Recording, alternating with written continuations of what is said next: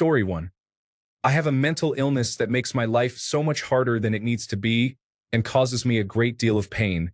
It would be cruel, in my opinion, to reproduce knowing there's a 50% chance that the innocent child will be cursed with the same thing I am. I love my hypothetical children too much to do that to them. By pain, I mean emotional and mental pain, though I have caused myself physical pain during an episode. Story 2. The thought alone of being pregnant is absolutely horrifying to me. Moreover, I freely admit I am in no position to raise another human. I can barely keep myself alive. Story 3. I am breaking the vicious cycle by not having children. My parents were physically, emotionally, and mentally abusive, and I'm in no mood to continue that trend. If my brother wants to have children, he can. Story 4. I'm not particularly fond of kids. If I ever wanted to care for something, I'd choose plants. They're simply better. I have no idea how to interact with or care for children, nor do I have any desire to learn. I've never experienced maternal instinct or baby fever in my life. The thought of pregnancy is utterly unappealing to me. I genuinely value my free time. As an introvert, I need plenty of time to myself. Kids are loud, and I prefer peace and quiet. Raising children is expensive, and I enjoy having money to spend on myself. To quote Whoopi Goldberg, I don't want somebody in my house, which applies perfectly to the idea of kids for me. Some days, I struggle to take care of myself and likely have mental health challenges. Adding a dependent is the last thing I'd want. Work responsibilities are already enough. I don't feel guilty about avoiding additional obligations. Even the so-called good parts of parenthood hold no appeal for me. With the world in a precarious state, I couldn't justify bringing more people into it, even if I found the idea appealing. Ultimately, I simply don't want kids. There's no reason for me to want them. Story 5. I am autistic and find excessive noise and having someone physically close to me all the time very overwhelming and difficult to cope with. I also need quiet time to myself. Expecting a child to be quiet and getting pushed away from too much physical contact is not fair. I also had an autistic parent. It is highly genetic in my family, and I struggled with their irritability when I did things that overstimulated or annoyed them. I have nieces and nephews that I am very close to and get to teach all sorts of amazing science facts to and build Lego with. I am not missing out on the good stuff, and I can just go home when I need to rest and recharge. Story 6. I can barely keep myself happy, barely take care of myself, and have already messed up being a parent to all the kids that my own parents could not properly parent. I know I'm unfit to have a child, and I would rather have no children than bring something into the world, something that did not ask to be here, and not give it the love that it deserves. Story 7. I do really like kids, and there is part of me that thinks I would love being a mom. However, when I think about the day in and day out of what having kids means and requires, I just do not think it is for me. Story 8. Doesn't appeal to me the same way as bungee jumping doesn't. I don't hate kids, and I wouldn't be horrible to them. I just have no interest whatsoever in them, and it's not something I think I'd be interested in learning. I also don't like the idea of constantly looking out for another life and having to, rightly, prioritize the kid. I only want to prioritize me and be responsible for myself. Story 9. We tried in vitro fertilization twice. Both times we got to the implantation stage. The first time it failed. The second time we got pregnant but then had a missed miscarriage.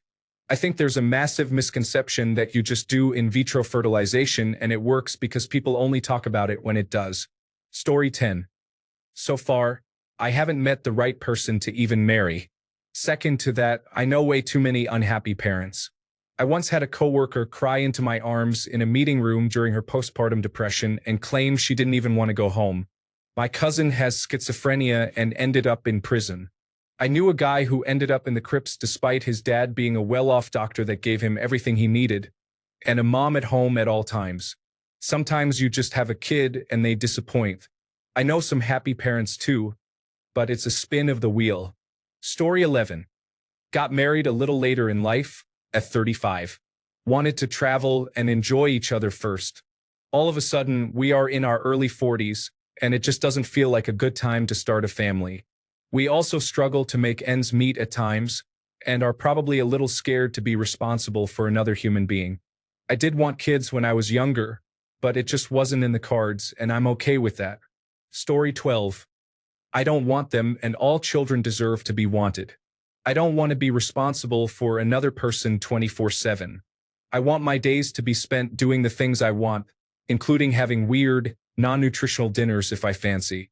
I hate routine, and kids do best in routine. I don't want to give up my body for 9 months to grow a human. I would never have chosen to be born. I don't want to force that on another. I don't want the responsibility of caring for anyone else and forever putting their interests before mine. I want peace. I like kids, and I spend a lot of time with family and friends' kids on my own terms on days that I want. I don't want any of my own. I have no desire to pass on my genes or to make an already overpopulated planet more populated. Story 13. The world is a very cruel place. We are living in a time of uncertainty. The harm humanity has done to the environment has caused irreparable damage. It is too late to backtrack. Global warming has taken over, and within the next decade or so, it will be even more apparent. We have set up our political leaders to make major changes to our way of life. This new mutant party now has control over the executive, legislative, and judicial branches, which means there is no longer any version of checks and balances. The threat to our democracy is very real. This could potentially lead to continued oppression, economic collapse, violence, and government corruption. Income inequality has never been so apparent. The middle classes have gotten smaller, and the lower classes have increased. The super wealthy have become even richer, while the common man can no longer afford basic needs like food and healthcare. Most individuals require 2 jobs to cover such costs. Violence has become the new normal. Mass shootings, particularly school shootings, are commonplace. Many administrations have been forced to enact drastic policies to try to prevent mass fatalities rather than relying on the government to make changes to stop them altogether. Honestly, the question should be asking, what is your reasoning for having kids? Story 14. Don't have the urge. I am 35 and don't have the urge to have a child. I never have. I thought maybe one day the feeling would come, but it still hasn't. I don't believe in having a child if you don't actually want one in a genuine way. The feeling just isn't there.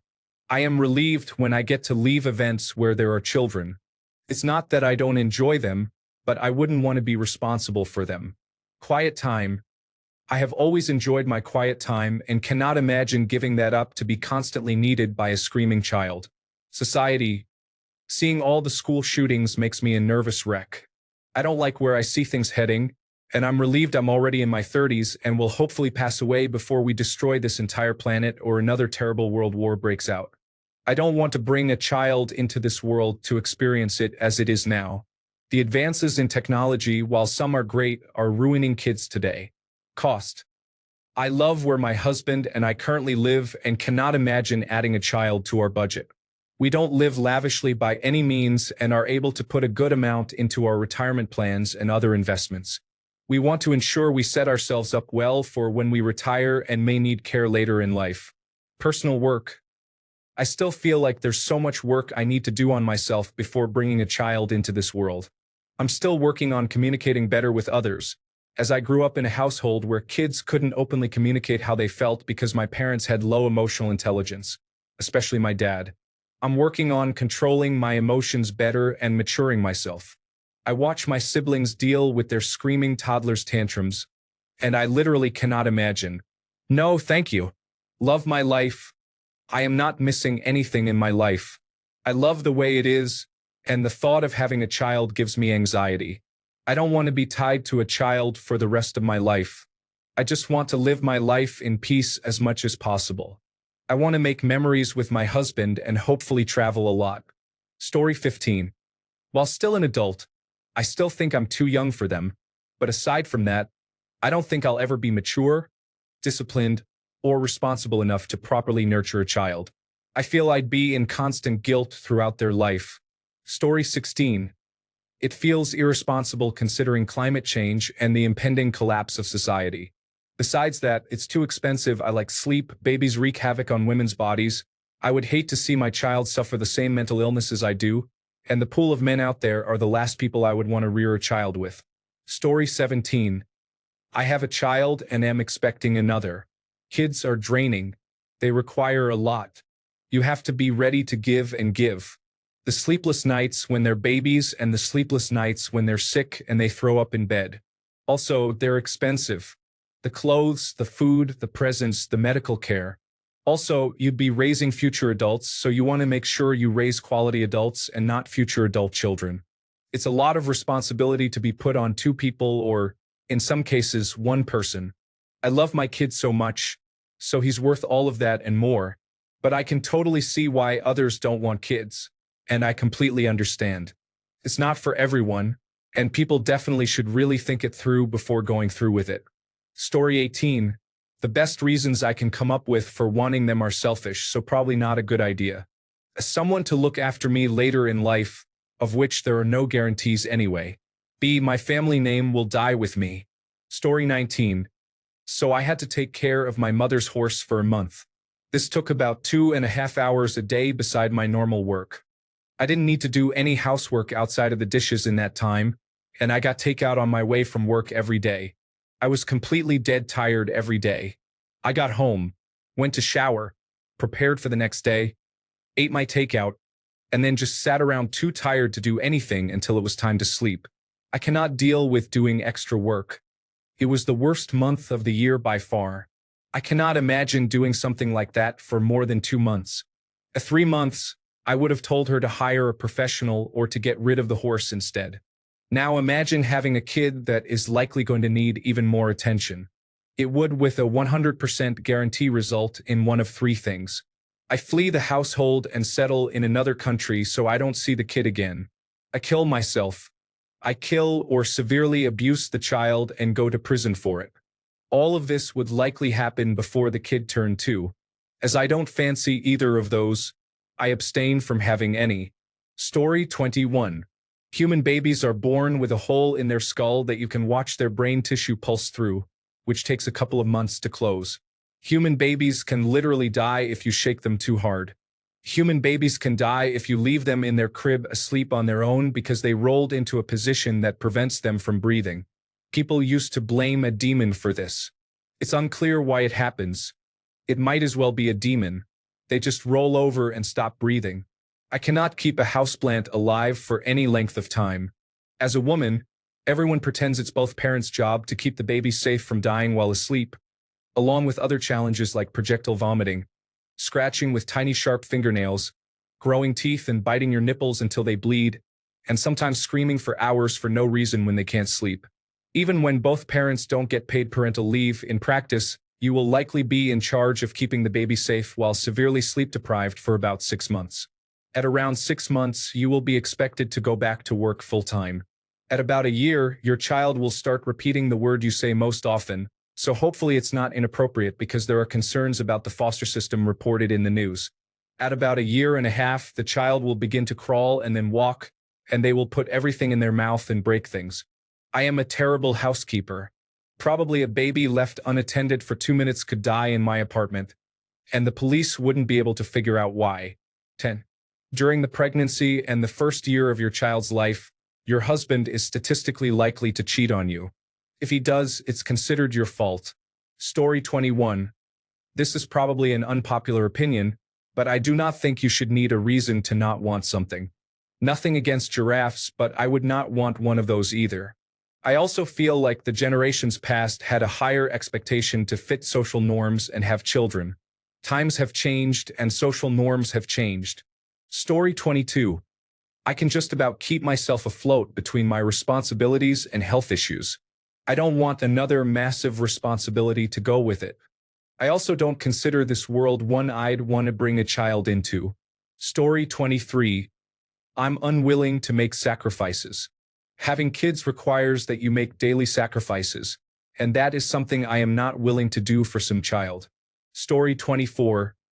Pregnancy absolutely terrifies me. I'm so grossed out by the idea of something living inside me and moving, and then people finding it completely normal. I know it's natural, but it's so weird. I don't want to deal with babies. Why can't they run around after a week like a kitten? Why aren't they as cute as kittens?